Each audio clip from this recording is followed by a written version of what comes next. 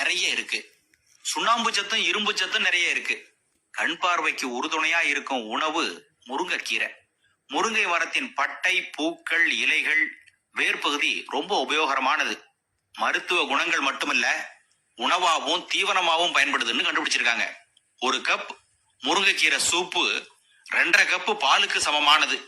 100 gram கோழிக்கறிக்கு ஈடான சத்துக்கள் 1 cup முருங்கைக்கீரை சூப்புல இருந்து கிடைச்சிருமா.